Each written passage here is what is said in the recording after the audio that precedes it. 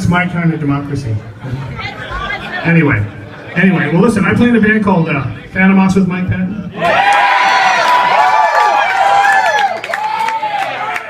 And despite that, I know nothing about Faith No More. Nothing. Absolutely nothing. I know they exist. I know they have songs about caring a lot and stuff like that. I know they have a song about, you know, we want it all and you don't have it or something. I really have no fucking idea. Okay. No. That just makes the whole thing worse. Okay. So with that in mind, when I get to the end of the story and I'm talking about Mike being my hero, that makes this whole beginning of this even worse, okay? Because I'm a fucking idiot. I'm a major fucking idiot. And this is worse. It's still early yet, so. So anyway, we're on tour with Phantom Moss. I'm backstage, you know, with the whole band sitting here, you know, and while we're waiting to play, they are playing music through the PA. You know, between bands, and I wisely decide that I'm going to tell the entire room what I think about this music.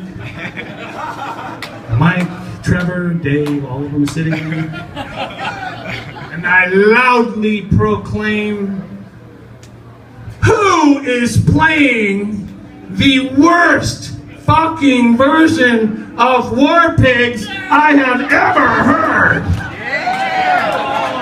This is just fucking garbage. And I go on and on and on.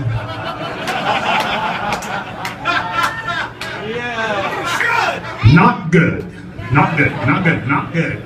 Mike doesn't say a word, to his credit, doesn't say a word, but Trevor later says, why don't you just shut your fucking mouth, you idiot? You know, yeah, duh, boy, did I feel stupid. Okay. But like I said, I don't know nothing about Faith No More. Nothing. Damn, maybe I should, you know. If I play with somebody, I should go through their back catalog to make sure I don't do another fucking stupid idiot mistake, you know. Who knew? I didn't know they played fucking War Pigs. I had no idea. Well, thank you.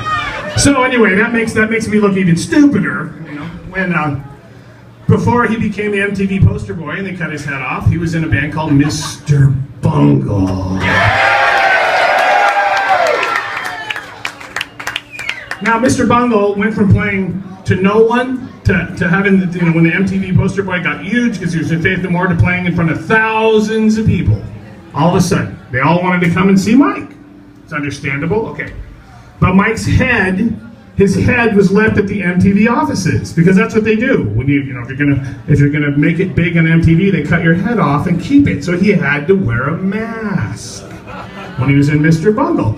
So the audience vaguely knew which one it was. They could tell when he was singing. Okay. So Mr. Bungle were big fans of the Melvins. So they would oftentimes ask us to, this is 25 years ago, they would ask us to come and play shows with them. Great, opening, you know, great.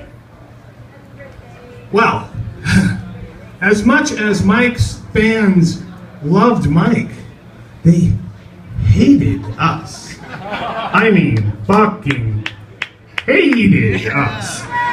And they made sure that we knew it. It's been said that at those shows we were booed off stage. And I say that that's fucking bullshit because we were booed as we went on stage. We were booed as we went on stage, we were booed as we were on stage, and we booed as we left the stage. There's a difference. Okay. And it wasn't like we had, you know, got them at the beginning and they loved us and then they hated us by the end. No, they hated us from the beginning. Okay. So we did a bunch of shows like that, and this one particular show where Mike became possibly my biggest hero ever, you know, and then I looked like an idiot later. Anyway, was in Anaheim, or as we like to call it, Disney West. You know? And it was a show that was in the round.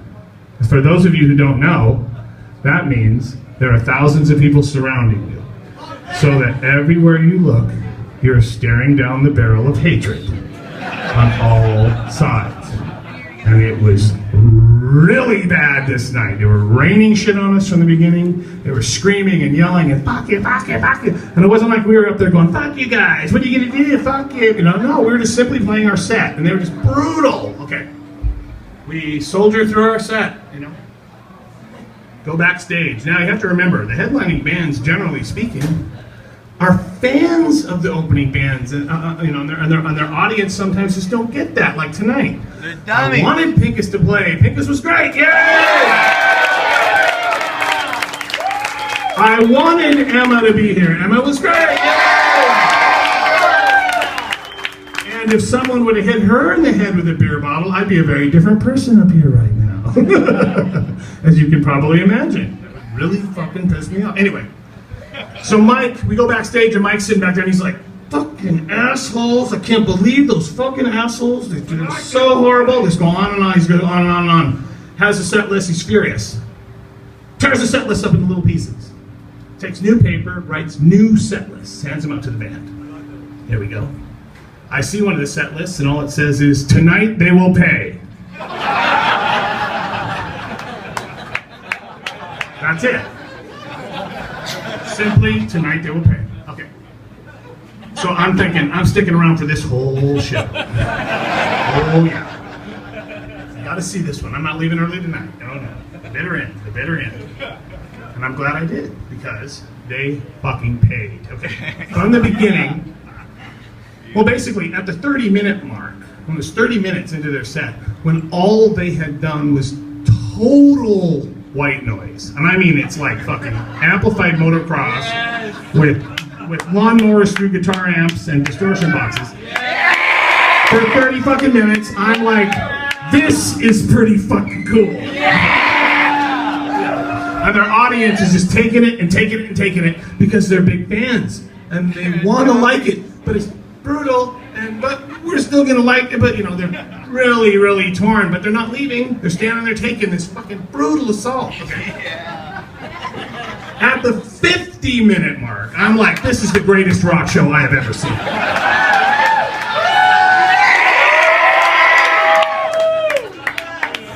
But it gets better. It gets even better. Mike goes to center stage. I know which one it is. I saw him put his mask on, you know? Drops his pants, nude from the waist down. Takes this big eyedropper thing, like a baby eyedropper thing that's huge with a big bulb on it. Shoves it up his ass. Yeah. Squeezes it into his ass. Pulls it out. Turns it around to the audience and fires it 7 or 8 feet straight into the audience.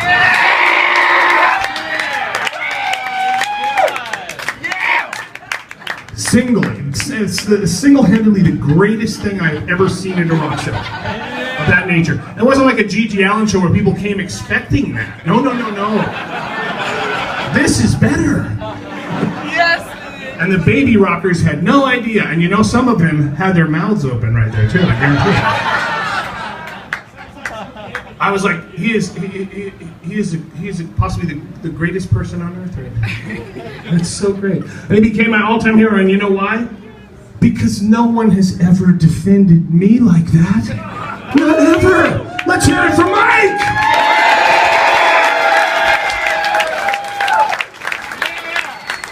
The best part is I'm on this tour. I'm in San Francisco. Mike's at the show, right? I go, Iggy Pop, Mike Patton, I'm going to tell a story. I picked the Iggy Pop story. Okay. People that were with Mike at the show said that Mike, when I said I was going to tell a story about Mike Patton, shrank backwards. So I see him afterwards, and he comes up to me after the show, and this is key. He says, which story were you going to tell?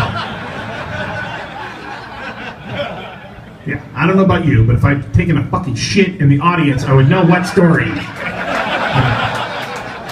But there's so many like that with Mike. That's just the beginning. He couldn't put 2 and 2 together. Which one could it be? I tell him and he goes, I didn't do that. I go, yeah, you did. Oh yeah, I did. Didn't even remember. Anyway, you like my story about Mike? Yeah! I'll see you in a minute.